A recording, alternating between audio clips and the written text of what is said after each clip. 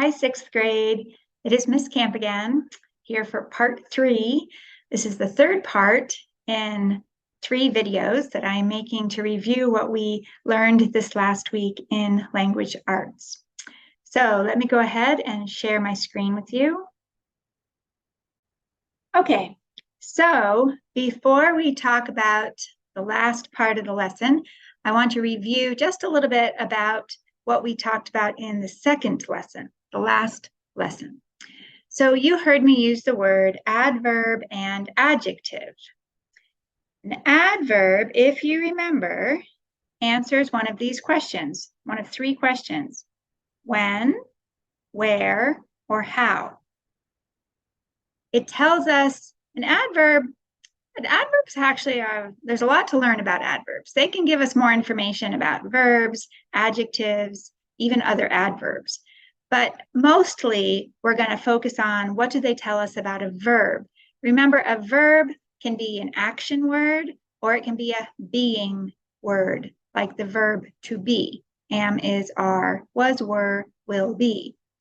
But usually we're talking about an action verb when we're looking at adverbs.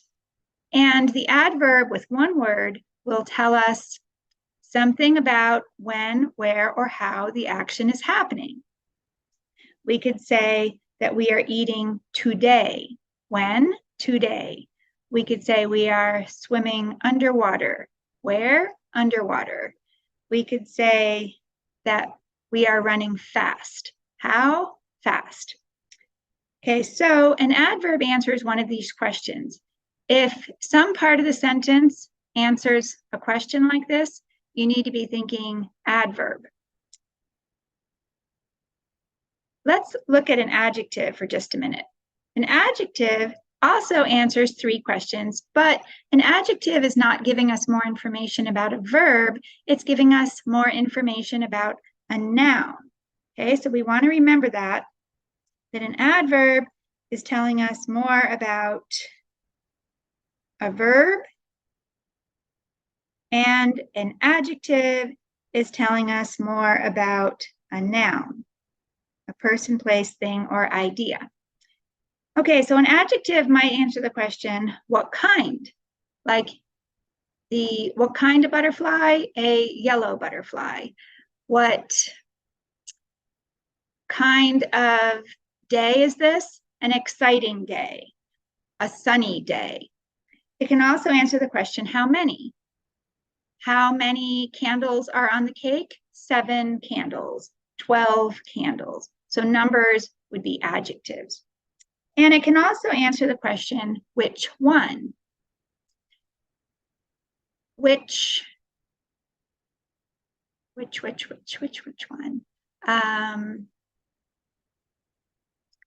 If I say, which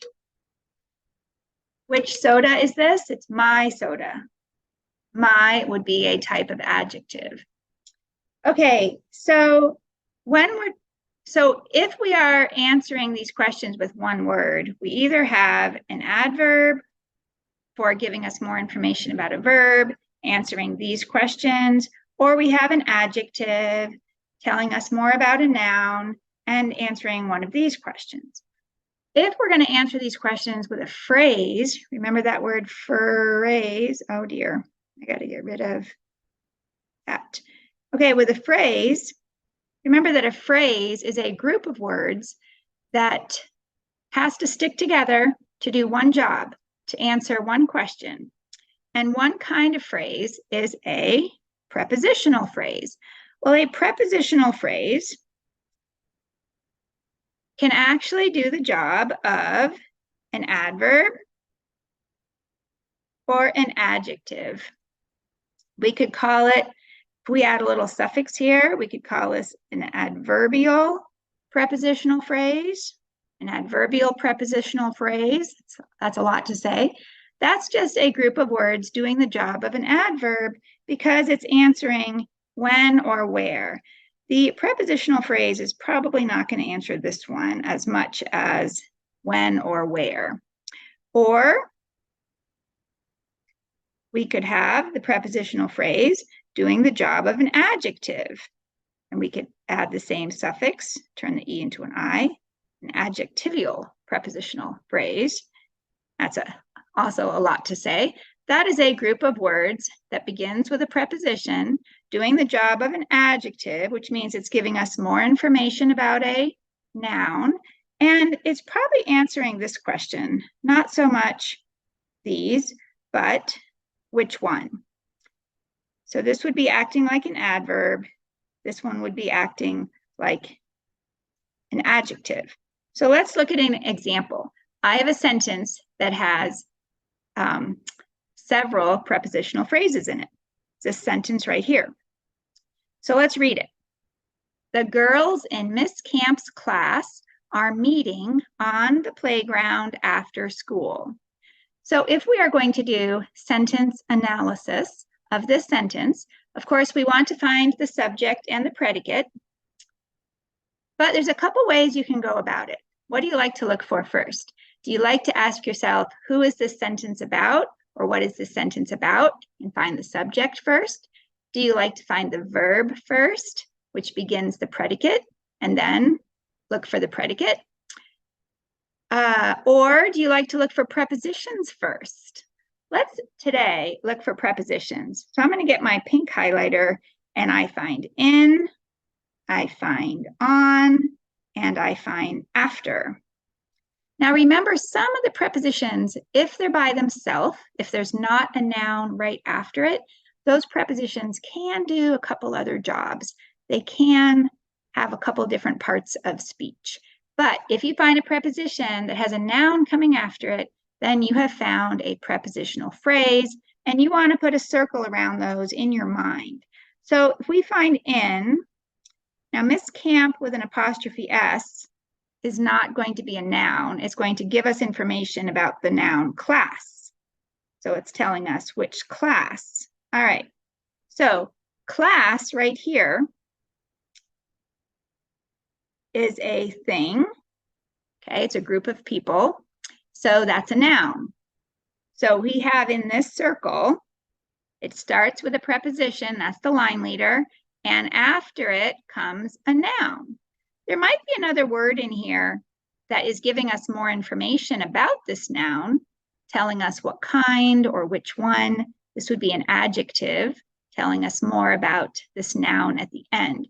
Remember, the noun at the end of the prepositional phrase cannot be the subject of the sentence, so we can cross this one off when we're looking for the subject. This one is going to be the object noun of this prepositional phrase, okay? All right, so then we found this one over here. I think I'm gonna move that to the next line so it's a little bit easier to see. So I'm gonna erase my highlighting here and highlight it here. Okay, so on, let's start looking for a noun. On the, well, we know that the usually comes before a noun. So what's next? Playground. That's a place. You know what happened when I moved is my highlighting got moved too. So let me highlight after. Okay, so playground is a place. That means it's a noun. So here we have a group. That is also a prepositional phrase. It begins with the preposition on, and it ends with a noun. Remember, the noun in the prepositional phrase cannot be the subject of the sentence, so it's an object of the prepositional phrase. All right, we have one more. After. After is a preposition, and there's a noun after it. School. School is a place, so it is a noun. So that means we have another prepositional phrase right here that begins with a preposition and ends with a noun. Okay, so we have class, playground, and school are all nouns, but they are object nouns because they are stuck in a phrase, a group of words. So we need to find another noun to be the subject. And there is one more. Do you see it? It is this one. I need to get my red. This one right here, the girls. Well, before we think we're right, Let's see if it makes sense. Let's go ahead and find the verb. So our verb is are meeting. Now meeting, notice meeting is an ing word, okay? And we have talked about how ing words can be tricky. We cannot assume they're always a verb, right? When we said running is fun, we were not running. We're not doing the running. So in that sentence, running is the subject of the sentence. It is being a noun instead of a verb. The word meeting can be a noun with a different meaning. Like I am going to a meeting. I have a meeting. Your parents have a meeting. See how the word is in front of it? Your parents have a meeting. We put and the in front of nouns. But meeting can also be something we do, like I will meet you after school. I like to meet new people. It was fun to meet all of you on the first day of school. So meeting comes from the verb meet, and it can also be a verb. And if it's something we're doing, and it's an ing verb, remember that in front of it, we need to have the verb to be, which is am, is, are, was, were, will, be. So that's what we have. The reason we have are, this is another clue. It's either going to be is or are. Remember that is for just one person. Are means there's more than one person. Well, it wouldn't make sense to say the class is the subject because class is just one group of people. There might be many people in it, but we're not talking about all of the students. When we say class, we're talking about one circle with all the students in it, but we're talking about that one circle, that one group. And so that is singular. That is just one. We would say the class is meeting on the playground, right? The class is a very fun place to be. The class is very kind. But this says are. So it actually can't be class because for two reasons. One, class would go with is, not are. Class is just one. Another reason is because class is the object noun of this prepositional phrase right here. And we know that if it is after a preposition and it's part of that phrase, it cannot be the subject of the sentence. So even though class comes right before the verb, don't be fooled, it's not the subject. So let's see if it makes sense that the girls. Well, one way to do that is to cover up that prepositional phrase for a minute and then say, does it make sense to say that the girls are meeting on the playground after school? And yes, that makes sense. The problem is we don't know which girls. All the girls in the school, all the girls with brown hair, all the girls who are 10 years old. We don't know which girls. We have that question. And so this prepositional phrase right here, the one that says in Miss Camp's class, that prepositional phrase is answering the question, which girls? And remember, and girls is a noun. So remember, an adjective is what answers the question, which one, and tells us more information about a noun. So this prepositional phrase right here in Miss Camp's class is acting like an adjective. It's doing the job of an adjective because it's giving us more information about the girls and telling us which ones. So I'm going to draw an arrow from here to here. Okay, that's telling us more about the girls. We have just figured out that the girls are the subject, the simple subject. Okay, all right. Now, our verb is are meeting. So our actual, if we bring our sentence down to the bare minimum, then we have the girls are meeting. Period. Who is the sentence about? The girls. What are they doing? Are meeting. So we have our subject, and our predicate.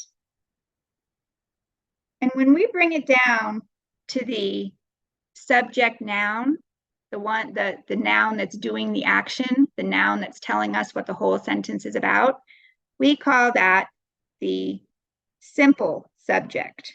I'm writing it opposite. Simple subject. And when we bring the predicate down just to the verb, we can call this the simple predicate.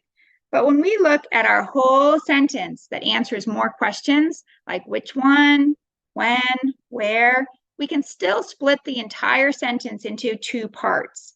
Okay, so that would be, it's going to get messy. Let me get rid of this. Let me get rid of this part here.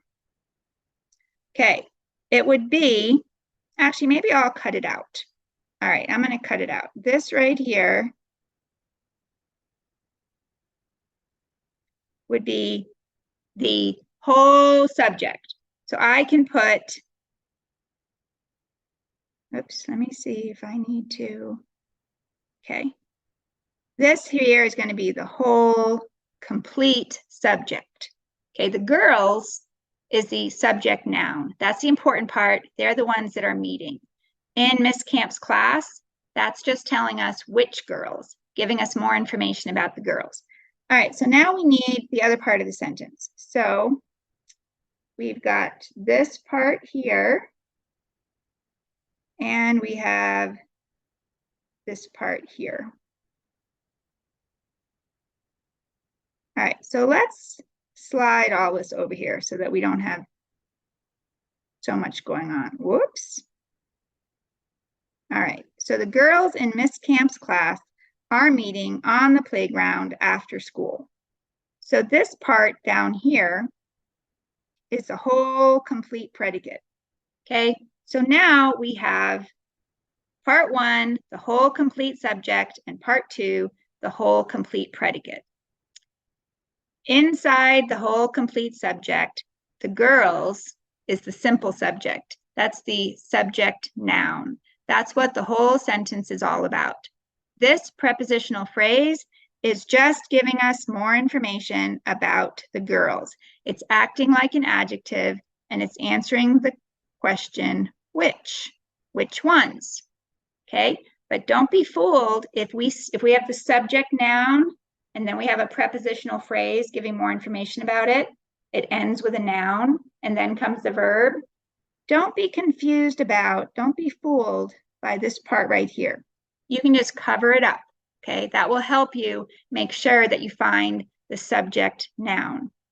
When we look at our complete predicate, we can see that this prepositional phrase is telling us about where are the girls meeting. It's answering the question where, and it's giving us more information about where they are meeting. And after school is answering the question when. Okay, so if I want to write questions for this, and this is the answer, I could say, where are the girls meeting after school? The answer would be on the playground. If I want to start a question with when, I could say, when are the girls meeting on the playground? And the answer would be after school. So you can answer when and where questions with prepositional phrases. These prepositional phrases are giving us more information about where and when this action is happening, so they're acting like adverbs. This one up here is the tricky one, especially if it comes in between the subject noun and the verb. And here's the reason why it's tricky. Because you need to make sure when you're talking about the girls are meeting, you need to make sure that you know if you're going to make this is or are. And the way you decide if it's going to be is or are is if the subject noun is one person, place, or thing, or more than one. Since there's an S here, this is more than one girl, so you have to choose are. When you look at your whole sentence, if you're looking right at the R meeting and you look right before it and see class and you think, oh, that's just one, I better say is. The girls in Miss Camp's class is meeting. Then you have the wrong verb here. And then that's a mistake. So in order to make sure you know if we want is or are, it's really important to find the complete subject and then inside that, see if there are any prepositional phrases. If you find one, just cover it up for a minute so that you can make sure you know that the sentence is about the girls. When we say who or what is the whole sentence about, we want to find the subject noun right here, the girls. All right, I'm going to pause for just a moment. Okay, we're going to move on to this lesson for this video. That was just a review. Do you remember back in maybe first grade when we did a little word math and maybe you have the word home and you have the word work, and if you add them together, you can get what? Homework. Do you remember what kind of word we called that when we took two words and we added them together into one big word? That was called a compound word. Okay, whoops. That was called a compound word. Well, guess what? We can have, let me see here. We can have, we're going to learn about today, a compound subject. We can have a compound predicate. We can have, we could have a compound object. I didn't even think about that one. We didn't talk about that. New information. And we also can have, a compound sentence. So we're going to talk about that word compound today. The easy way to think of compound is to think of the plus in math, adding, right? When you add, you have something and something else and you add them together and then they connect into they become connected. That's compound. So one word that we often use for compound is the word and. So if you see the word and, I want you to think of this plus and be thinking of something that is compound. Okay, so let's start with a compound subject. So we need to have, let's start with a sentence we've done before. How about, well, we'll get our friend Pablo. So Pablo, here's Pablo. All right, what is Pablo going to do? All right, let's see. Pablo,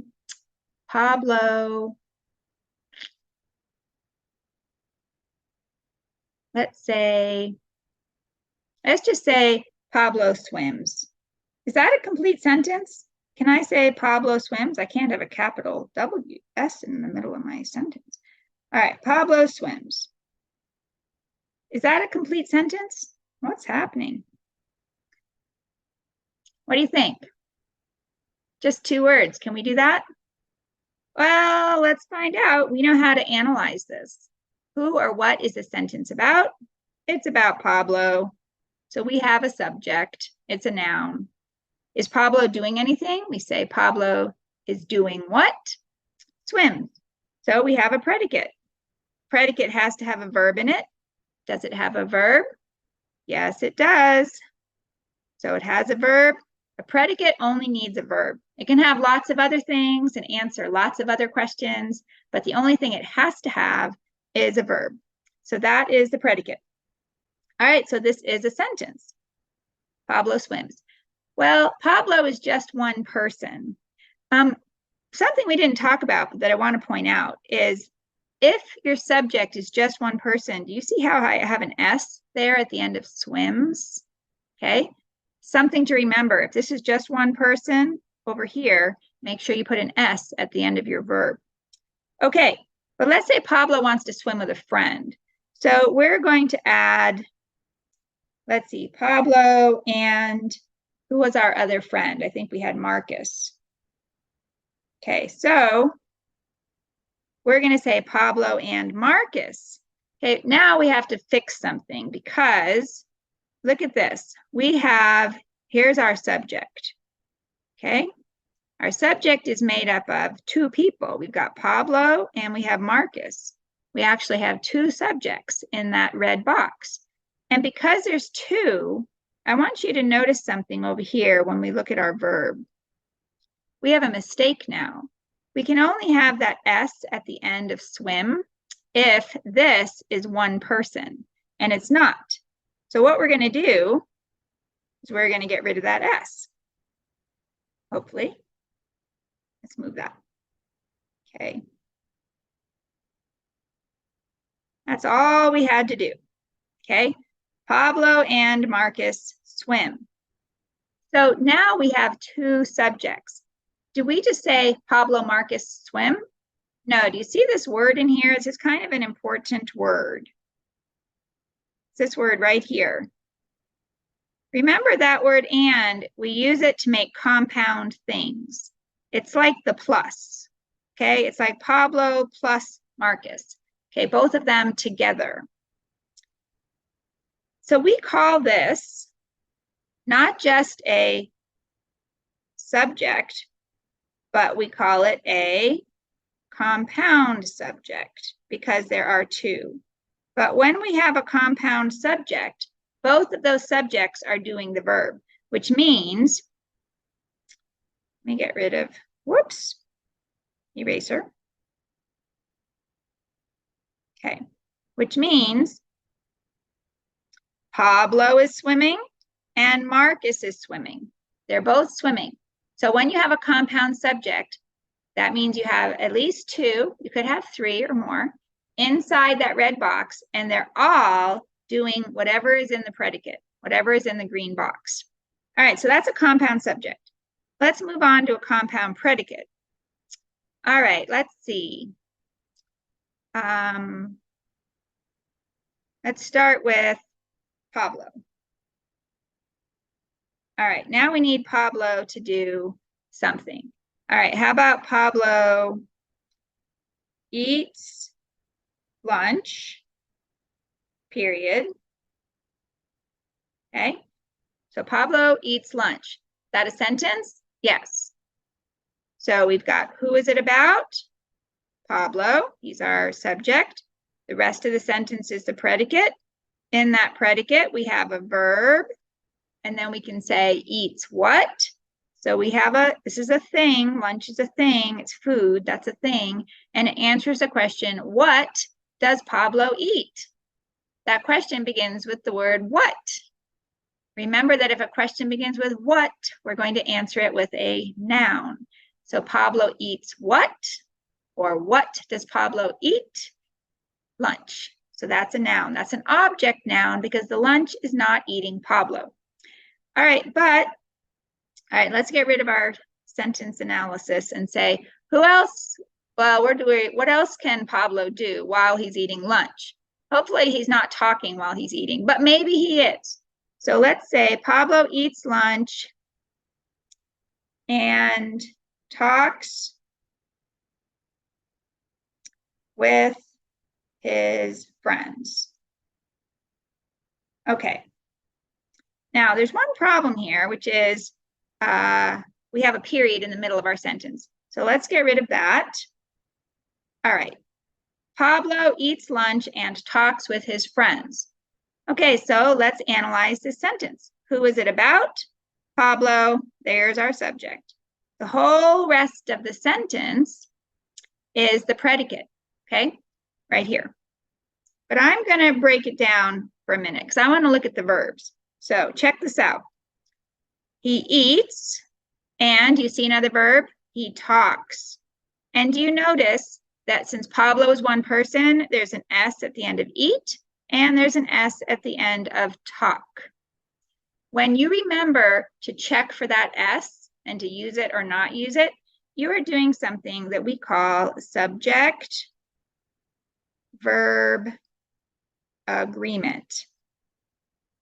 I don't know if you've heard this before, but if you ever do, subject-verb agreement means that you find the subject noun and you look at the verb and you make sure that you have an S if it's just one person doing the action, and there's no S if it's more than one person doing the action.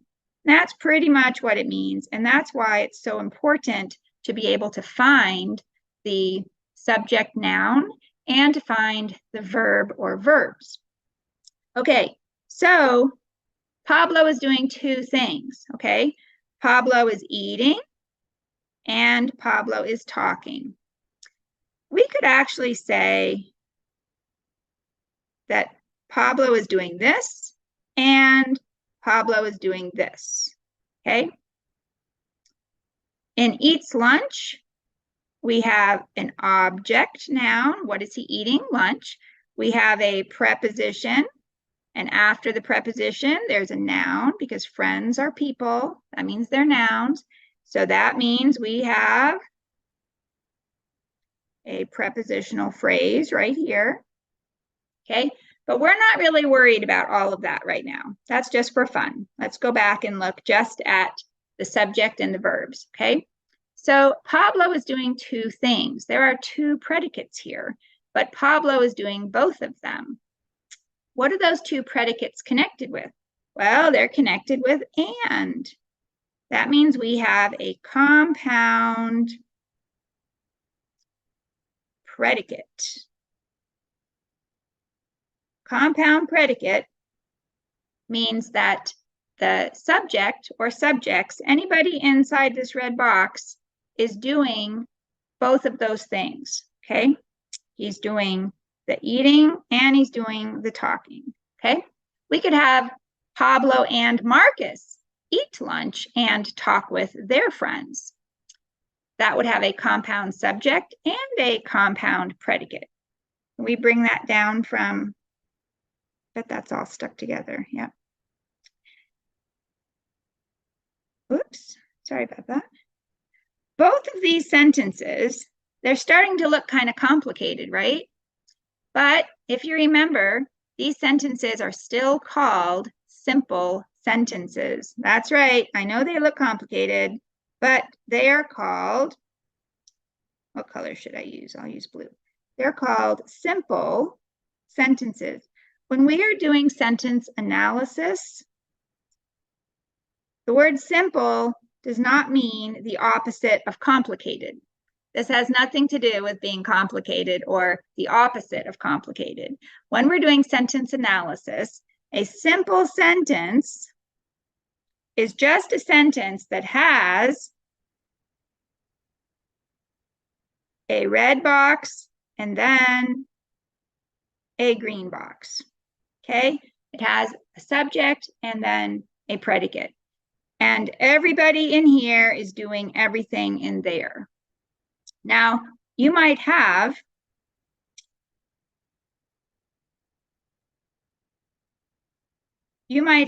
two subjects. You might have a compound subject like Pablo and Marcus, and they might be doing two things like eating lunch and talking with their friends.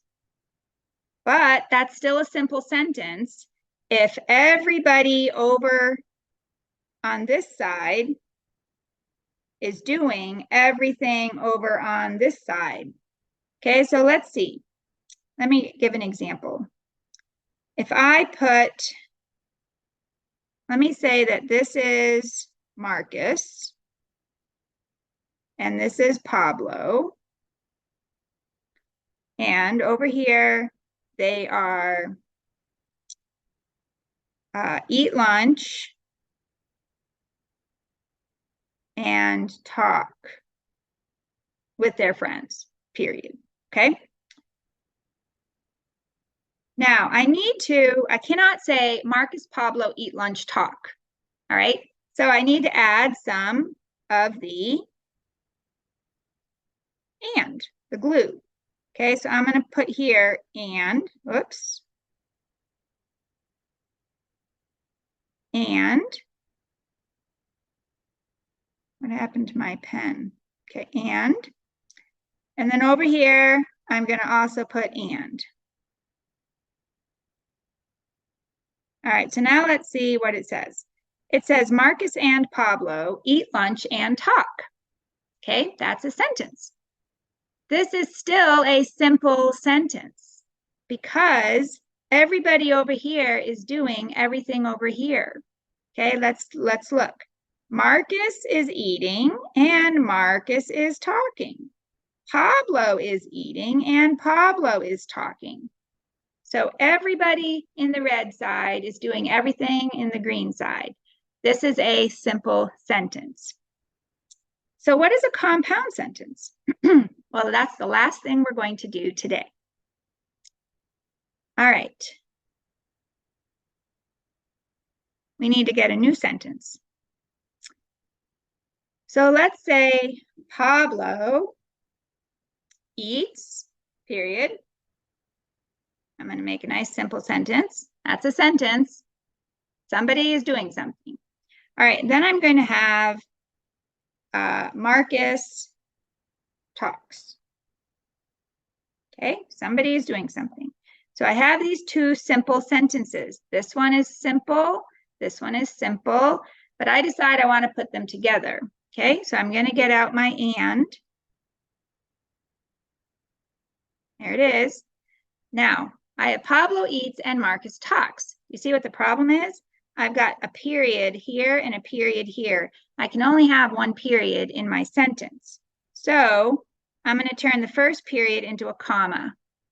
And now we have a compound sentence. I want you to see what this looks like with red and green. Okay, so in our first sentence, our subject is Pablo and, whoops, hang on. Our predicate, which just has a verb in it, is eats.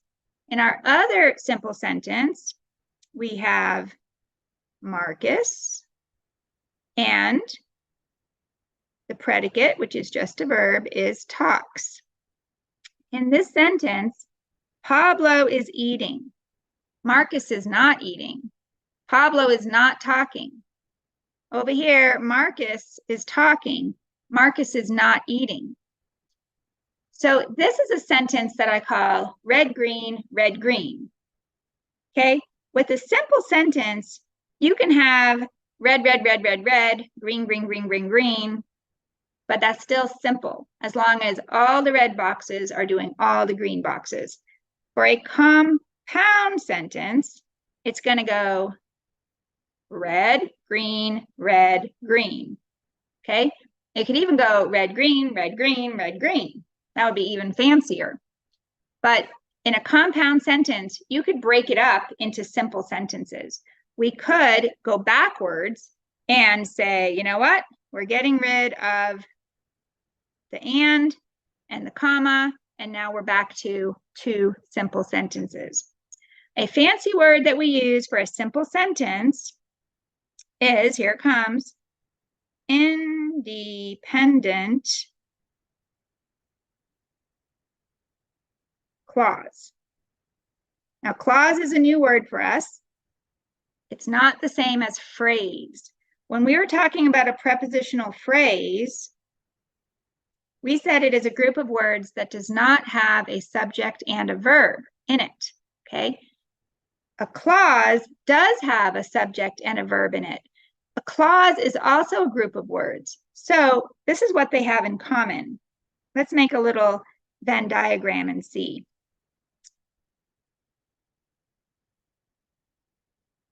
All right, we'll call this one a phrase. That's my preposition color. And we'll call this one a clause. Well, both of them, I'm going to put right here in what color? How about blue? Is a group of words. That means more than one word. They both are a group of words, but a clause has a subject and a verb, has a subject and a verb, and a phrase does not have a subject and a verb.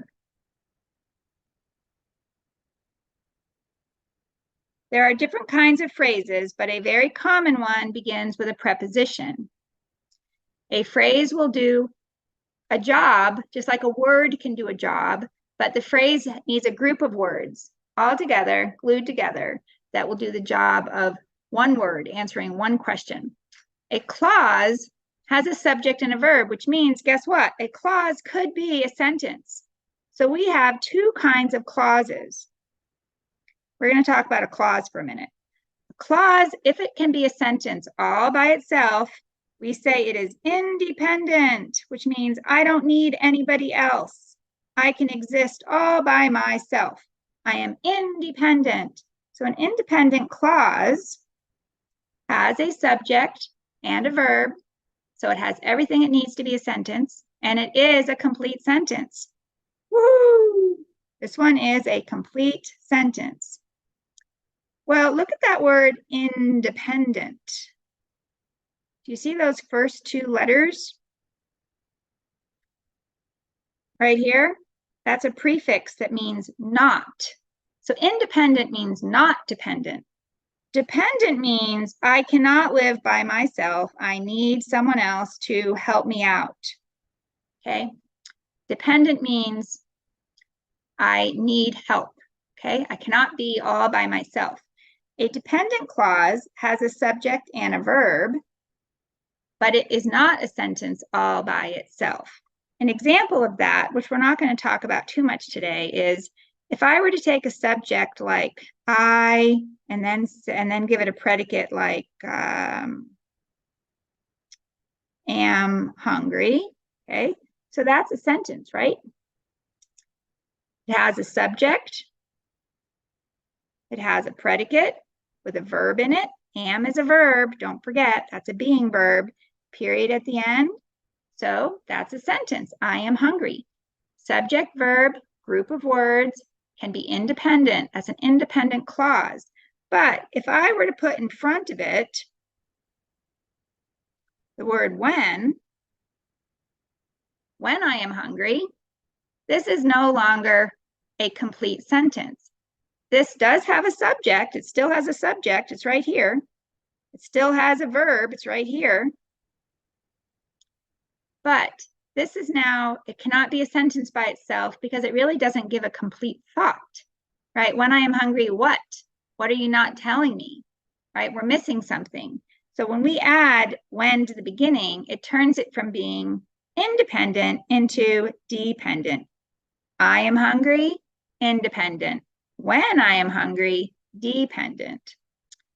We're going to learn more about independent and dependent clauses in another class, but what I want you to know right now is that phrase and clause both mean a group of words, but a clause has a subject and a verb, and it can be a complete sentence. A phrase does not have a subject and a verb. When we are talking about Pablo eats and Marcus talks, Pablo eats is an independent clause. It's a group of words. There's two, has a subject, has a verb. It can be a sentence by itself. So that's an independent clause. Marcus talks is also an independent clause. When we're going to put these things together and make a compound sentence, oops, I didn't leave room to write the word and. Let me stick the word and in there. And turn this into a comma. What happens with a compound sentence, so here's our new compound sentence. A compound sentence has at least two independent clauses glued together with the word and. All right, before we finish today, we're going to just talk about this and for a minute, okay? That and, sometimes we call it glue. It's going to stick two things together. You could think of it as the plus in math. It's going to turn something into compound. When we add two sentences together with and, we need to put a comma in front of the and. This and is not really called glue. There's a fancy name for it. And the fancy name for that word and is a conjunction. This is another part of speech. Conjunctions get more complicated, but this is what I'm going to tell you today about conjunctions. I'll just stick that over there in the corner. Okay, conjunctions can be in a different, also like prepositions, they can be in a different lists. Okay, so one list, I'm using, whoops, I'm not going to use yellow. One list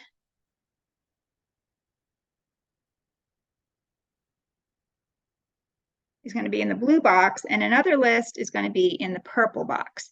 In the blue box, I'm going to put a list called, I'm going to put an acronym here called, I don't know what color to use. I'll use yellow, called FANBOYS. FANBOYS.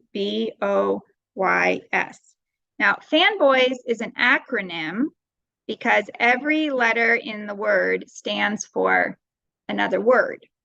We use it to help us remember something. So FANBOYS helps us remember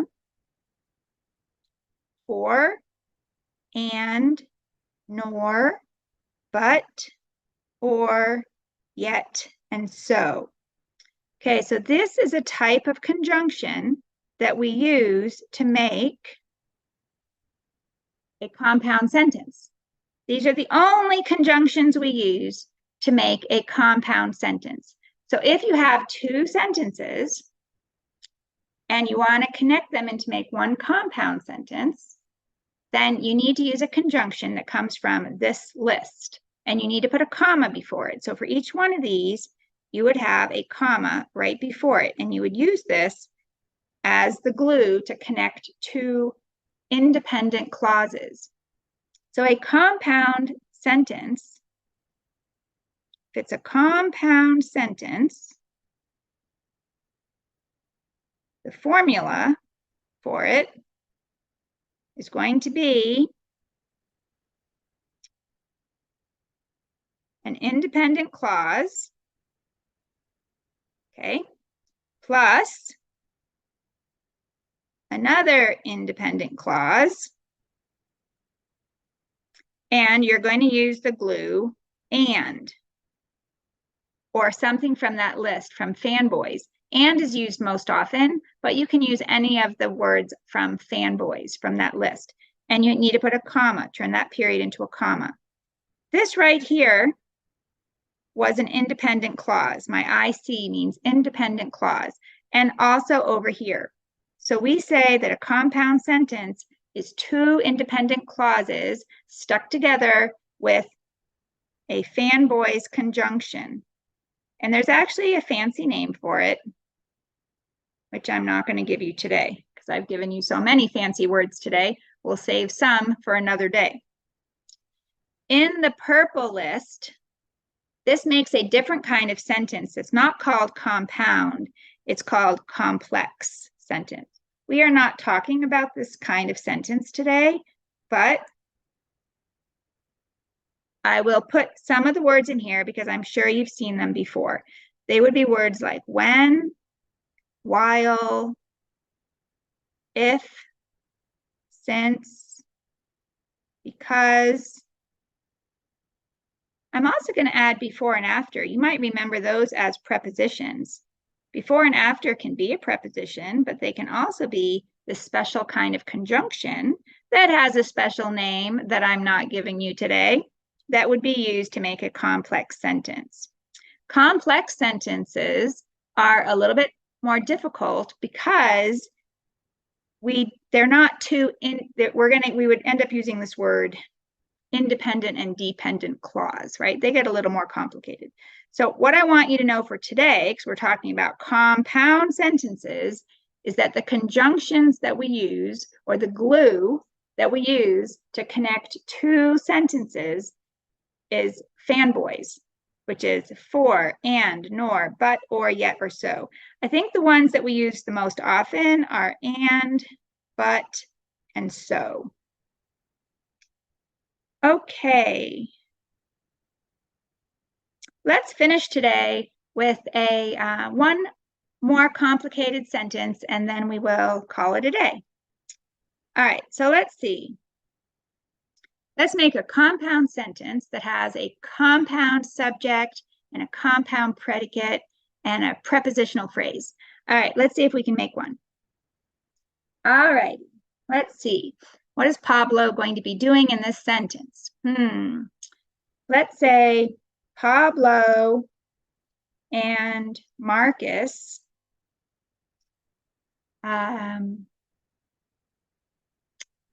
let's see. Let's see, what do they do? Well, let's just do our eat lunch. Eat lunch and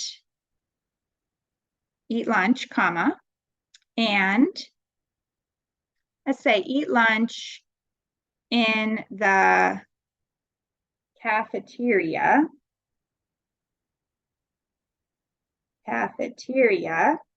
comma, and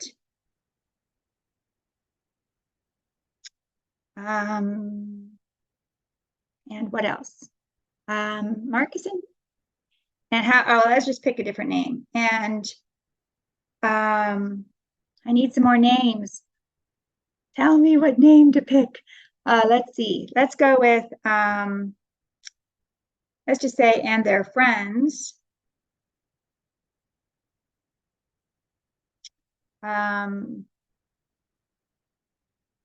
and Marcus eat lunch in the cafeteria, and their friends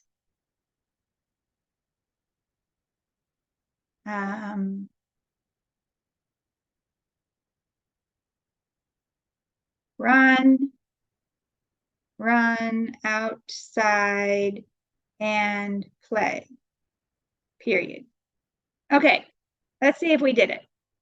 So this is tricky, right? So before we start looking for our subject and our verb, let's notice there's a comma here and an and. Okay, so we might be thinking, maybe this is going to be a compound sentence. Well, we're going to start with Pablo and Marcus. Let's think that they are probably a subject. All right, so Pablo and Marcus, and that tells us that there are two. In fact, let's give them each a red box. All right, so Pablo and Marcus. All right, so now we know we have a compound subject. All right, so Pablo and Marcus, and then let's see if we can find some verbs, okay? So we've got eat lunch in the cafeteria. And then we're going to come to and their friends. So Pablo and Marcus are doing, Pablo is eating and Marcus is eating. Okay, so we have a, what do we call it when we have two subjects? Compound subject. So this is actually right here a compound subject. Eat lunch in the cafeteria. And so their predicate is eat lunch in the cafeteria. And eat is the verb. Okay, so what is lunch? Well, that's answering the question, what is Pablo and Marcus eating? Okay, so Pablo and Marcus are, they're eating lunch. Lunch is a thing. That's a noun. That's an object noun because the lunch is not eating Pablo and Marcus. And then do you see the preposition in? And is there a noun that comes after it? Cafeteria, that's a place. That word the is a clue because it comes before a noun. And so let's, whoopsie daisy doozy doozy, let's put a box around in the cafeteria because that is a prepositional phrase, okay? That's telling us, what question is it answering? It's telling us where they are eating lunch. It's giving us more information about where they are eating. Okay, so Pablo and Marcus eat lunch in the cafeteria. That is a simple sentence because it's red, green. Okay, that's also called an independent clause. All right, then we have, I've kind of covered up the comma. Here's the comma. Comma, and their friends run outside and play. So now guess what? We have a new subject right here, their friends. And they are doing something. What are they doing? They're running and they're playing. They're doing two things. So we have a compound predicate. What is that word outside? That's one word answering the question, where are they running? Do you remember what we call that? we call that an adverb because it's answering the question, where are they running?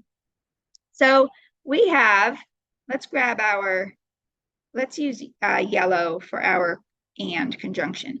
We have a and here because we have a compound subject.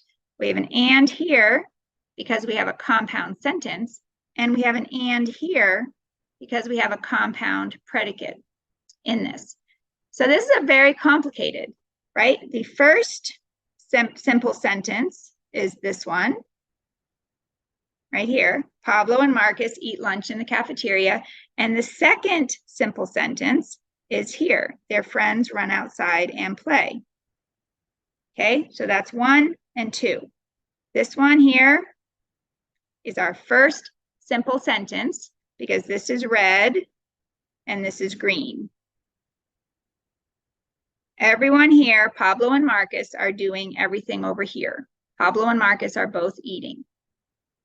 This sentence, number 2, is also, I didn't put a green box around this, run outside and play.